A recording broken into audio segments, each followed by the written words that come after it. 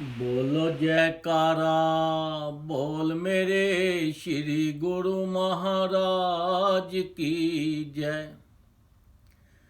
प्रेमी गुरमुखो, संसार के अंदर हर प्राणी एक ही चीज ढूंढता है, सुख।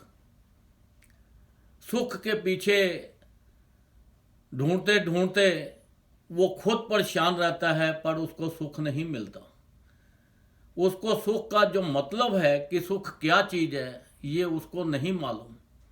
वो ये सोचता है कि मुझे मकान मिल जाए तो इसमें मुझे सुख मिलेगा, मेरी शादी हो जाए तो मुझे इसमें सुख मिलेगा, मेरा बिजनेस चल जाए तो मुझे इसमें सुख मिलेगा।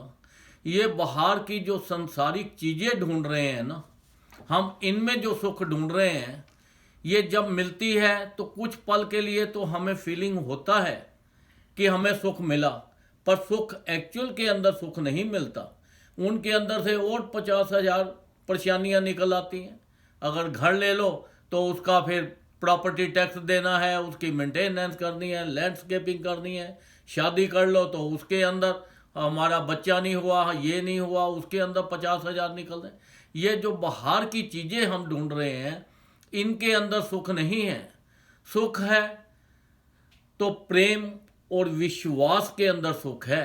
अगर हम भगवान की भक्ति प्रेम के साथ और विश्वास के साथ करेंगे तो उसके अंदर हमें सुख मिलेगा।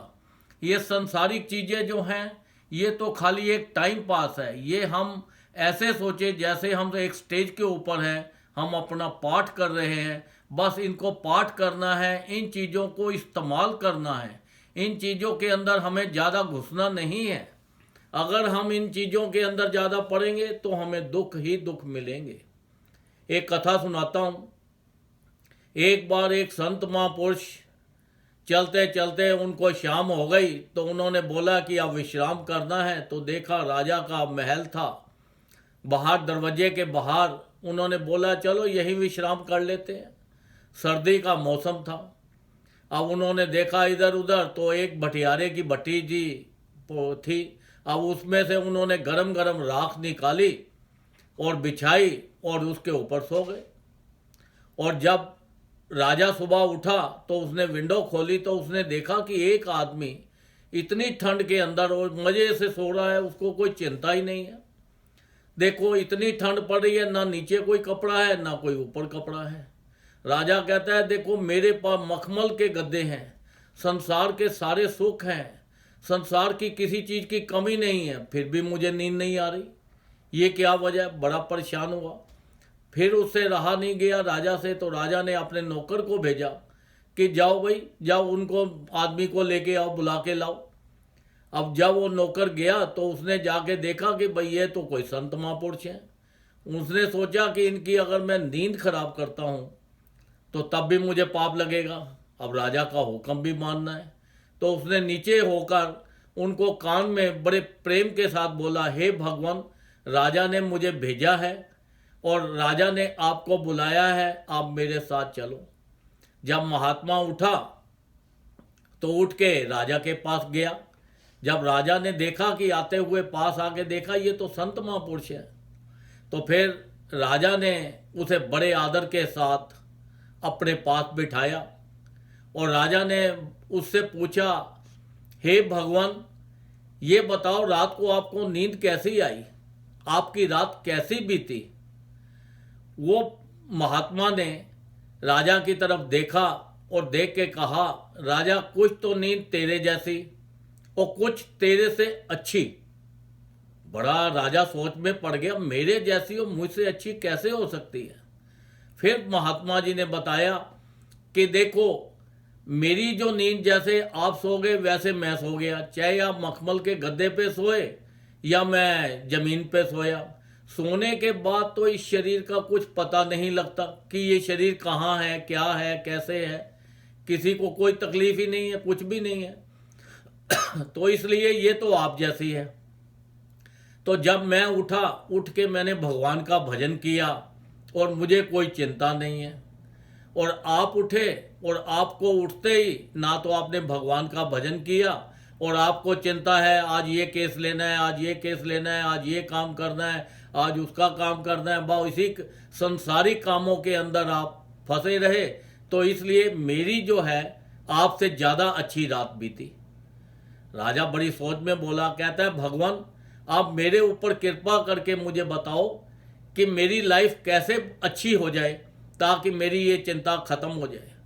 फिर उस संत महापुरुषों ने बताया कि राजा देखो, ये संसार की जितनी भी चीज़ें हैं, चाहे आपके ये महल है, चाहे आपकी धन दौलत है, चाहे आपकी गाड़ियां हैं, ये आपके साथ जाने वाली नहीं है। ये देखो कि जब आप संसार में आए थे तो कैसे आए थे? आप नंगे आए थे, आपके पास तो वस्त्र भी नहीं था। तो ये वस्त्र किसने दिया? संसार ने दिया। ये कपड़े आपको संसार ने दिए, महल संसार ने दिए, आपको गाड़ियां संसार ने दी, सुख ऐश्वर्य पैसा आपको किसने? संसार ने दिया। तो जब आप जाओगे तो ये जो शरीर है आपका, ये भी जला के मट्टी में मट्टी मिल जाएगा, राख हो जाएगा, आपके साथ तो कुछ भी जाना नहीं है। तो ये जो है हम मेरा मेरा मेरा मेरा कर रहे हैं, ये सब अहंकार वश है। ये हमारे में एक अहंकार आ गया है जो हम ये हर चीज को ये कहते हैं ये भी मेरा है, ये भी मेरा है, ये भी मेरा है, ये भी मेरा है। एक्चुअल के अंदर तो हमारा कुछ है ही नहीं। हमें तो बस खाली इस चीजों को इस्तेमाल करना है, इनका आनंद लेना है, इनको अपना नहीं करना। जब आप इनको अपना नहीं समझोगे तो आप हमेशा सुख का अनुभव करोगे और संसार के भी आनंद लोगे। तो हमें हमेशा जो है यही सोचना है कि हमें ये संसार के अंदर आकर ज़्यादा से ज़्यादा भजन करना है। देखो हमारे श्री गुरु महाराज जी ने हमारे लिए कितने आसान नियम बना दिए। 5 नियम, श्री आरती, पूजा, सत्संग, सेवा, सिमरन और ध्यान, जो श्रद्धा सहित करे निश्चय हो कल्याण। देखो 5 नियम उन्होंने कितने आसान बना दिए हैं। ये 5 नियमों का मतलब क्या है कि हम उठते बैठते चलते फिरते कहीं पे भी होंगे तो हम इन नियमों का पालन करेंगे, उनके हुक्म में चलेंगे, तो हमारा ध्यान इधर इधर नहीं जाएगा संसारिक चीज़ों में।